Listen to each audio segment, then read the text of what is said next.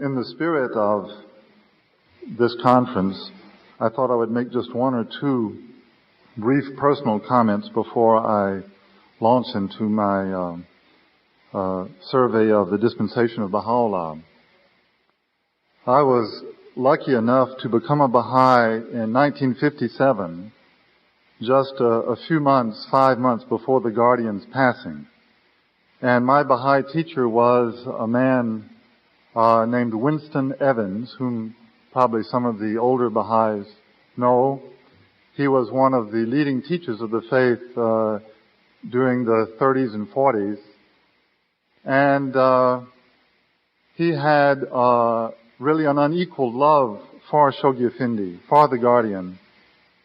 And I've always been thankful.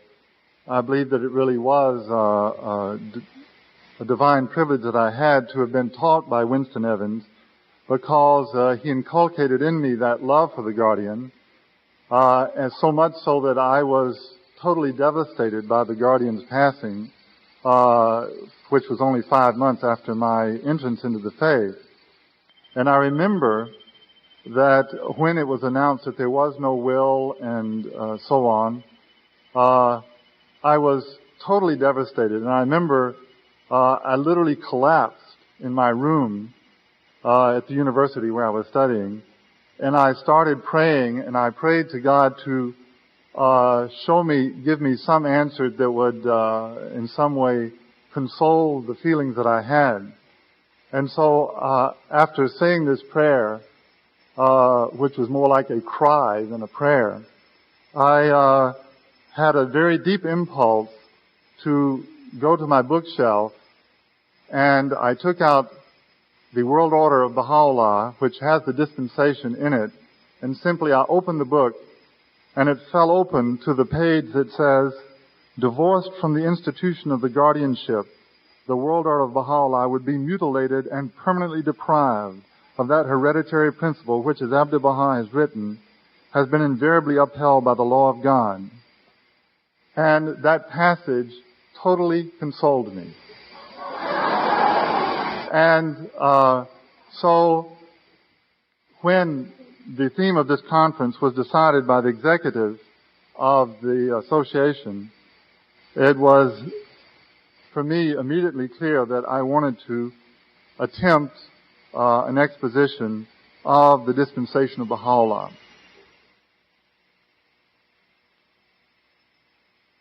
Written in 1934, the Dispensation of Baha'u'lláh was characterized by Ruya Khanum in The Priceless Pearl in the following way. She says, "The weighty treatise known as the Dispensation of Baha'u'lláh, written in 1934, burst upon the Baha'is like a blinding white light. I remember when I first read it, I had the most extraordinary feeling, as if the whole universe had suddenly expanded around me, and I was looking out into the dazzling star-filled immensity. All the frontiers of our understanding flew outwards. The glory of this cause and the true station of its central figures were revealed to us, and we were never the same again. However Shoghi Effendi felt in his inmost heart about his other writings, I know from his remarks that he considered that he had said all that he had to say in many ways in the dispensation." And we recall also the words that Hand of the Cause Mr. Kadem mentioned last night, that Shoghi Effendi had said to him that the dispensation was his will and testament. And I only heard that statement after I had had that experience that I referred to earlier. Now, there are many angles from which one could approach a study of the dispensation. I have approached it here as a theological statement.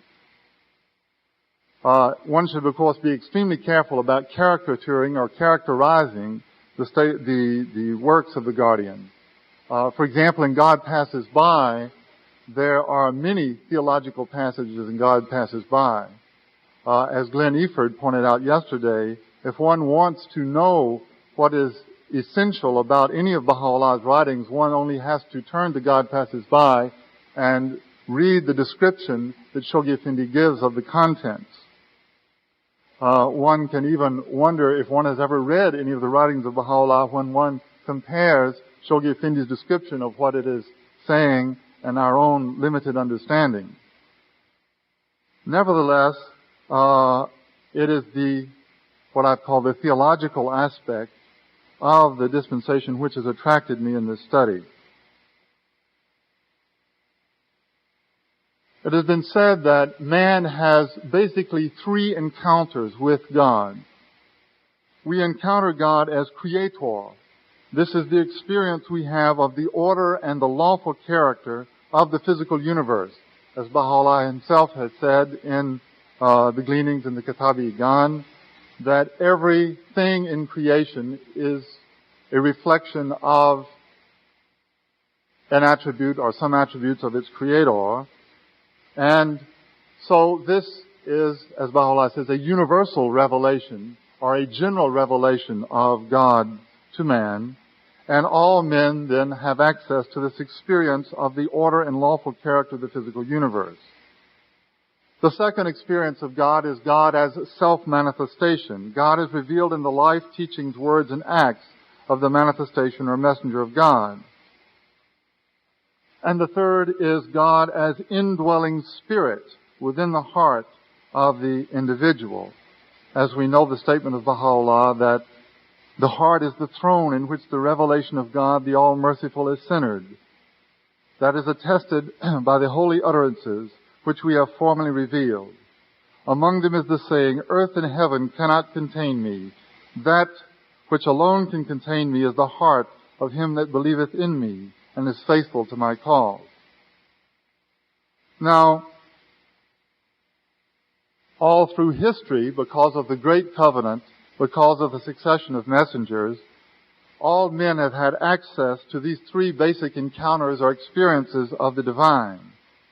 So we might say that the whole history of philosophical theology has been an attempt to construct a coherent model of these three basic encounters with God. In other words, how do we understand how one single God, indivisible in his essence, can produce or manifest or emanate these three basic categories of experience? Indeed, it was in an attempt to come to grips with this basic theological problem that Christian theology foundered and ended up by developing the notion of the Trinity, which is essentially self-contradictory in the Christian interpretation of it, and in the notion of the incarnation, which is stigmatized in the dispensation of Baha'u'lláh by Shoghi Effendi as a crude and fantastic theory. Now, Shoghi Effendi does not eat his words. He says exactly what he means, and that's what he calls the incarnation theory of manifestation. Now, we can see that different types of human personalities tend to emphasize more one or the other of these experiences. For example, mystics have tended to emphasize God as indwelling spirit and to underrate the importance of God as authoritatively and specially revealed through the manifestations or great religious founders. Orthodox fundamentalist followers of a given religious tradition have tended to follow narrow and literalistic interpretations of the teachings of the manifestations, neglecting the richness and diversity of spiritual experience. They try to force religion into a mold that is primarily a reflection of their own human limitations rather than of the true spirit of the venerated founder of their religious tradition. Fundamentalists likewise tend to discount scientific knowledge and thus to underrate the knowledge of God that can be gained through a study of His creation. Finally, those who place an exaggerated emphasis on God as revealed through the physical creation have often tended to view God as an impersonal, absolute principle rather than as what Shoghi Effendi calls that invisible yet rational God, who is a loving being. Now, the importance that I see in the dispensation from this point of view, that is the point of view of philosophical theology, is that the dispensation clarifies for the first time, I contend, in the history of mankind, these basic issues. Now, of course, one might consider that it was rather in the writings of Baha'u'lláh and Abdu'l-Baha that these were clarified. However, Baha'u'lláh was the manifestation. And therefore, in some sense, it is only possible to grasp the meaning of manifestationhood once the drama of the self-manifestation of God through the supreme manifestation of Baha'u'lláh was completed. In other words, I'm suggesting that perhaps it was God's purpose and will that Shoghi Effendi be endowed with this capacity and this tremendous mind that he had.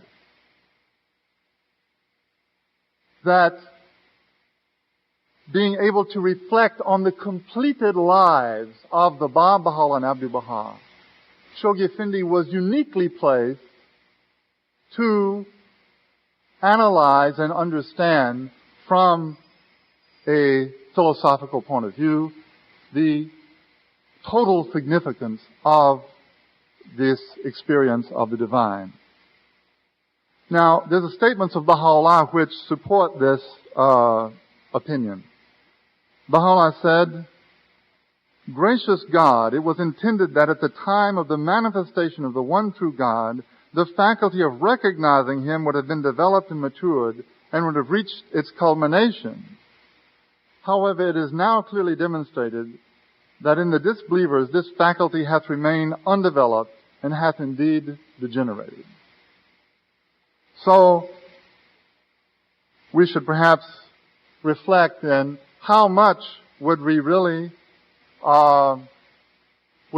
understand of the theological significance of the divine drama of the manifestation of Baha'u'lláh in the absence of Shoghi Effendi's clear interpretation.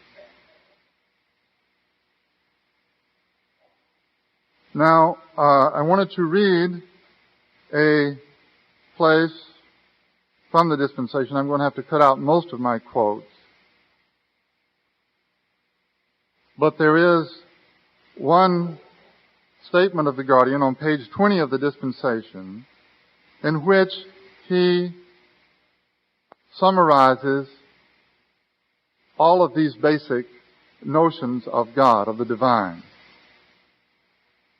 He says, "Dearly beloved friends, enough has been said, and the quoted excerpts from the writings of the Bab, of Baha'u'lláh, and of Abdu'l-Baha are sufficiently numerous and varied to convince the conscientious reader of the sublimity of this unique cycle in the world's religious history. It would be utterly impossible to over-exaggerate its significance or to overrate the influence it has exerted and which it must increasingly exert as its great system unfolds itself amidst the welter of a collapsing civilization. To whoever may read these pages, a word of warning seems, however, advisable before I proceed further with the development of my argument. Let no one meditating in the light of the aforementioned passages on the nature of the revelation of Baha'u'lláh mistake its character or misconstrue the intent of its author. The divinity attributed to so great a being and the complete incarnation, he uses the word incarnation, of the names and attributes of God in so exalted a person should under no circumstances be misconceived or misinterpreted. The human temple, which has been made the vehicle of so overpowering a revelation, must, if we be faithful to the tenets of our faith, ever remain entirely distinguished from that innermost spirit of spirits, an eternal essence of essences, that invisible yet rational God, who, however much we extol the divinity of His manifestations on earth, can in no wise incarnate His infinite, His concrete and limited, incarnate His incorruptible and all-embracing reality in the concrete and limited frame of a mortal being. Indeed, the God who could so incarnate His own reality would, in the light of the teachings of Baha'u'lláh, cease immediately to be God. So crude and fantastic a theory of divine incarnation is as removed from and incompatible with the essentials of Baha'i belief as are the no less inadmissible pantheistic and anthropomorphic conceptions of God, both of which the utterances of Baha'u'lláh emphatically repudiate and the fallacy which they expose. Now, in this short passage, the Guardian has, in fact, made a resume of about 3,000 to 4,000 years of philosophical theology of mankind. If we trace the history of the concept of revelation, we can see its evolution through these limited and ultimately misguided attempts at understanding or conceiving this act of the self-revelation of God. For example, there is the Christian concept which at Nicaea in 325 AD was determined to be the incarnational concept, which we have just seen Shoghi Effendi describe. And there is also the Muslim concept. There does not seem to be any one clear Muslim paradigm of revelation, but the one that was most current and most influential, especially towards the latter part of the Islamic dispensation, was the Sufi notion of the prophet as the manifestation of the essence of God. And this, of course, is the pantheistic notion which Shoghi Effendi has just also repudiated. This is the notion to which Baha'u'lláh refers when he speaks of those who join themselves or make themselves partners of God. It is the concept that sees the prophet as part of God in the same way that a wave is part of the sea. And of course, what is explained in the Kitab-i-Gan and what Abdu'l-Baha clearly explains in Some Answered Questions is that the manifestations are not manifestations of the essence of God, but manifestations of His attributes.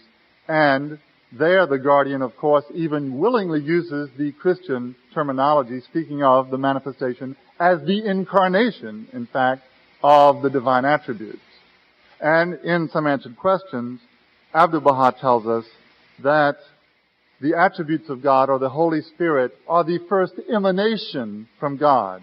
So putting this together, we could say then that in the Baha'i conception, as explicated by Shoghi Effendi, based on the writings of Abdu'l-Baha and Baha'u'lláh, that the manifestation is the absolute incarnation or complete manifestation of the first emanation from the essence of God.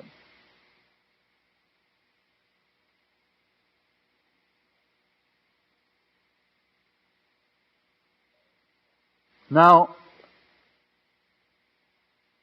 in going through the dispensation, we can see a progression in which Shoghi Effendi first addresses the readers of the book, of the dispensation, and tells them what his purpose is. And it's very interesting to note that in the beginning he says,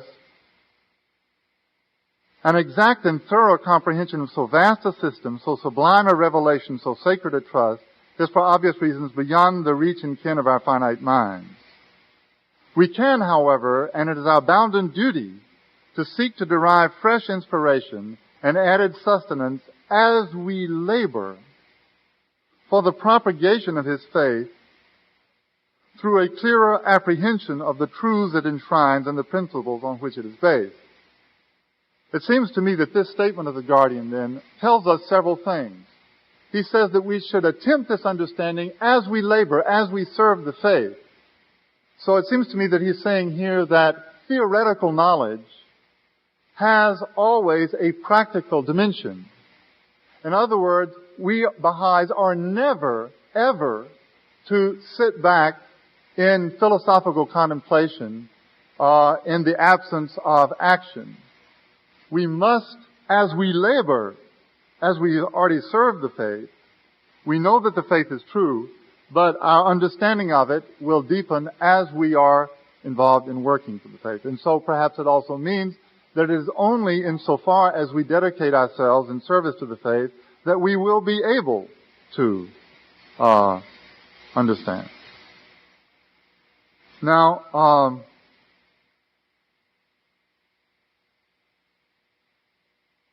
in speaking of the revelation of Baha'u'lláh, Shoghi Effendi says that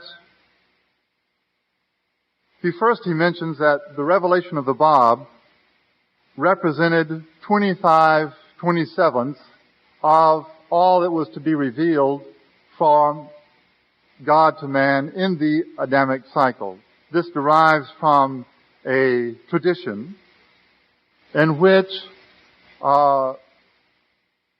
Baha'u'lláh in the Kitab-i-Gan quotes from this tradition, which derives from one of the Imams, to the effect that the Qaim, that all that God was to reveal to man was as 27 letters, and the Qaim, when he would arise, would reveal 25 of those letters, and all of the other prophets up to that stage would have revealed only 2 of those letters. And then, having established this importance of the revelation of the Bab, he then quotes from statements of the Bab, in which the Bab makes quite clear the sublimity of the revelation of Baha'u'lláh. Now, I would like to mention one passage of the dispensation which contains so many of these theological truths in several paragraphs, in one short passage. This is the interpretation which Abdu'l-Baha gave of the Zoroastrian prophecy, which is on page 10. I'm sure you're all familiar with that. In this, the Zoroastrian prophecy said that the sun would stand still on 3 successive occasions. First for 10 days, the second for 20 days, and third for an entire month. Abdu'l-Baha gives the explanation that in the first instance, the 10 days means each means 100 lunar years, and so 10 of these 100 lunar years is 1,000 lunar years, which is the time from the year 260 AH to the year 1260. 260 being the end of the succession of Imams. So Shoghi Effendi tells us immediately, which I think we would not have perceived if we had simply read it for ourselves, that this implicitly but clearly affirms that the Imamate was an extension of the revelation of Muhammad, the legitimacy of the Imamate. So the 1,000-year dispensation of Muhammad, that is the interval between the end of the Islamic revelation and the revelation of the Bab, is 1,000 lunar years, from 260 AH to 1260. Secondly, the 10 years is 10 literal years. The 20 years is 20 literal years from 1260 AH to 1280 AH. And that, of course, is the length of the dispensation of the Bab. And it's interesting here that one does not do the equation of 1 year is one day is 1,000 years. It's said 20 days, and he says each year is as a day. Whereas with the Islamic dispensation, each day was as 100 years. And so, is this not also a way of saying that so intense was the Bab's revelation that 1 year of the Bab's revelation was equivalent to 100 years of the Islamic revelation or the Islamic dispensation? This seems to be clearly implied from the statements of Abdu'l-Baha and Shoghi Effendi. Finally, interesting enough, the last time the sun stands still, he said, is for a whole month, which is not translated by some mathematical calculation into a number of years or days, but the 1 month represents, Abdu'l-Baha explains, the maximum time it takes for the sun to traverse a stage of the zodiac, and this then represents the maximum possible time, and it refers to the cycle of Baha'u'lláh, not just the dispensation of Baha'u'lláh, but the cycle of Baha'u'lláh, which lasts for 500,000 years at least. Now, in speaking about the sublimity of the Baha'i revelation, Shoghi Effendi mentions 4 themes which Baha'u'lláh stresses. These are the mysterious forces released by his revelation, the exalted rank or station of the true believer in this revelation, the nature of Baha'u'llah's claims, and the glory and greatness of his day. And Shoghi Effendi explains how each of these themes in the writings of Baha'u'lláh attests to the greatness of his revelation. In particular, there is this explanation of which you are undoubtedly aware, where Abdu'l-Baha says that so great is this dispensation that a true believer in this dispensation has the same rank as the prophets of Israel, such as Isaiah and Jeremiah. In speaking of the Bab, Shoghi Effendi stresses the dual station of the Bab, and he says clearly that the station of the Bab as an independent manifestation is superior and more important than his station as the forerunner of Baha'u'lláh, thus clarifying the station of the Bab. With respect to Abdu'l-Baha, Shoghi Effendi states clearly that Abdu'l-Baha was not just a servant of the faith, but was one of the 3 central figures of the faith, that he was not just an infallible interpreter of the faith, but was in fact the perfect exemplar of its teachings and so on. And he has that one paragraph which you all know and which is often quoted, in which he says that Abdu'l-Baha is for all time the peerless exemplar of the teachings and so on. He gives all of these attributes of Abdu'l-Baha. In particular, he stresses that the gulf which separates Abdu'l-Baha and the Guardian is infinitely greater than the gulf which separates Baha'u'lláh and Abdu'l-Baha. And therefore, if we stress the station of Abdu'l-Baha, if we wish to put it into proper perspective, it is much more accurate to consider Abdu'l-Baha as a representative or as approaching Baha'u'lláh than it is to consider the Guardian as in some sense equal to Abdu'l-Baha. Finally, there is the section on the administrative order in which Shoghi Effendi explains the principles underlying the administrative order. He says that the 2 pillars of the administrative order are the guardianship and the universal house of justice, that these are complementary, that each functions within its well-defined sphere, but within the limits of this, it is, these institutions are complementary. He explains that the theory underlying the administrative order differs from each of the 3 basic philosophies of government or order which exist. What?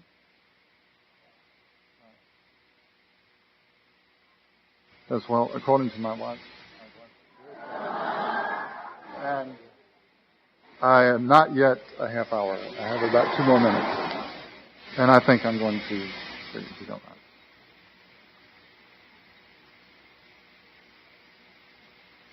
Actually, I feel like that I'm savaging the dispensation rather than talking about it. But in any case,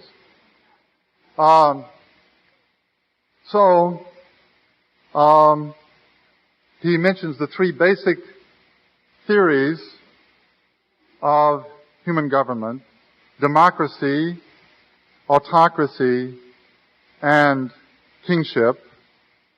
And he explains that it is different from all of these.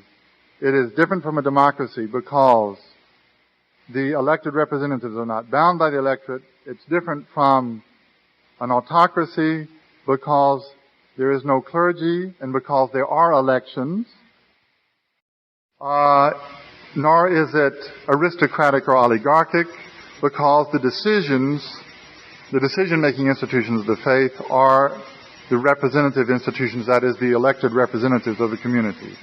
He says that it blends the best aspects of all of them and transcends their limitations. So, in conclusion, I would say that the administrative order is, as Shoghi Effendi says, fundamentally spiritual and universal. The administrative order, I believe that this is the theological intent and the underlying theological motif of the dispensation, is that for the first time in history, God has, through the agency of the manifestation of Baha'u'lláh, given us a fourth encounter with the divine. And this is the encounter of the divine as incarnated in a visible order, as expressed through divine institutions, divine collective institutions. Therefore, in the brief pages of the dispensation, Shoghi Effendi not only clarifies once and for all the basic misconceptions which man's previous attempts in history have generated, his attempts to come to grips with the notion of God and the encounter with the divine, but it also clearly puts into relief the fact that the Baha'i dispensation, in fact the Baha'i cycle, has generated a new, a unique, and a characteristic fourth encounter with the divine through divinely ordained institutions. So, thank you.